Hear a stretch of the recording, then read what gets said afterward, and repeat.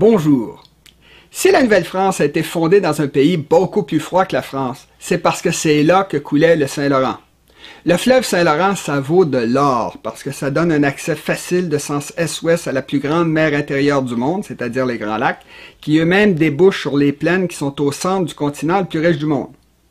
En Amérique du Nord, le relief est presque partout de sens nord-sud. C'est le cas de la côte est, des Appalaches, de la Floride, du Mississippi, des Rocheuses, de la Californie, de la côte ouest, etc. Bien sûr, il y a des cols de montagne de sens est-ouest sur le continent, mais il n'y a rien qui se compare au Saint-Laurent qui est tellement important qu'il est visible depuis la Lune. La vallée du Saint-Laurent passe entre les Laurentides au nord et les Appalaches au sud. Elle est de basse altitude, plate, large, droite, courte, et ça coûte presque rien d'y construire des routes, des voies ferrées ou des pipelines.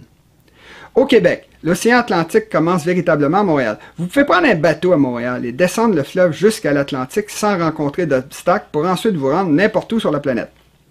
Du côté ouest de Montréal, ça a été également très rentable de construire une voie maritime étant donné qu'il y a seulement 69 mètres d'altitude entre Montréal et le lac Ontario où se trouve Toronto. C'est très rentable pour deux raisons. D'abord, parce qu'en passant par la surface plate des Grands Lacs, les bateaux peuvent se rendre jusqu'à Chicago.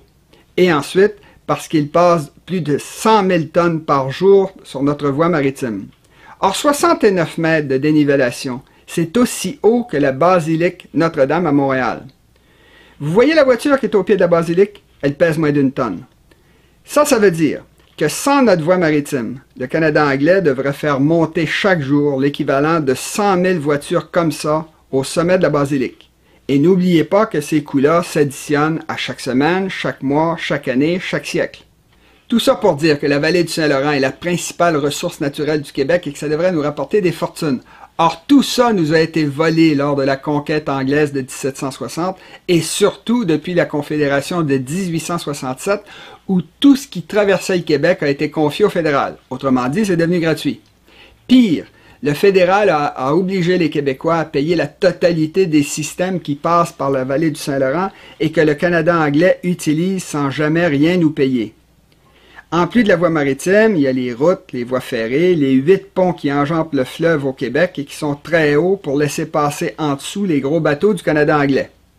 Les gens disent « Mais le Canada anglais a payé sa part de tout ça, voyons. » C'est faux. D'abord parce que c'est beaucoup moins cher de construire des routes et des voies ferrées dans la vallée plate du Saint-Laurent que dans les Rocheuses ou dans les immenses territoires vides et glacés des prairies ou du Yukon. Ensuite, parce que les Québécois ont toujours été concentrés dans la vallée du Saint-Laurent où ils étaient très nombreux pour payer. Et c'est avec nos surplus de taxes fédérales qu'Ottawa a payé une grande partie des routes, des voies ferrées et de tout ce qui a été construit dans l'Ouest à l'époque où il n'y avait personne là-bas pour payer et où les Québécois représentaient 90, 70, 50 ou 30% du total de la population canadienne.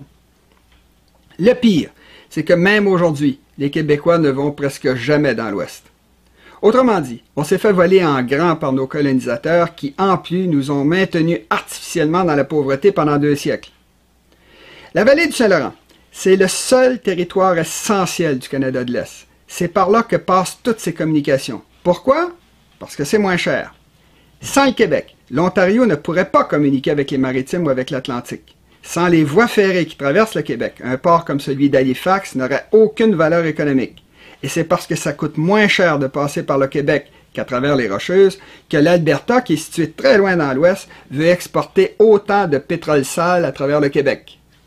Après l'indépendance, le Québec aura le droit moral de faire comme tous les autres pays du monde en imposant des droits de traversée aux voitures, autobus, camions, trains, bateaux, pipelines, gazoducs du Canada anglais. Ça remboursera les dommages et les risques que cela occasionne. Souvenez-vous des 47 morts de la tragédie de Lac-Mégantic. Le Canada anglais paie lorsqu'il passe au canal de Suez ou au canal de Panama, alors il paiera quand il traversera notre territoire. Ça s'appelle agir normalement et ça veut dire faire beaucoup d'argent. J'ai fait cette vidéo. Maintenant, c'est à vous à la montrer aux jeunes, aux immigrants et aux fédéralistes pour leur montrer que c'est une mauvaise affaire que de rester dans le Canada. À la prochaine!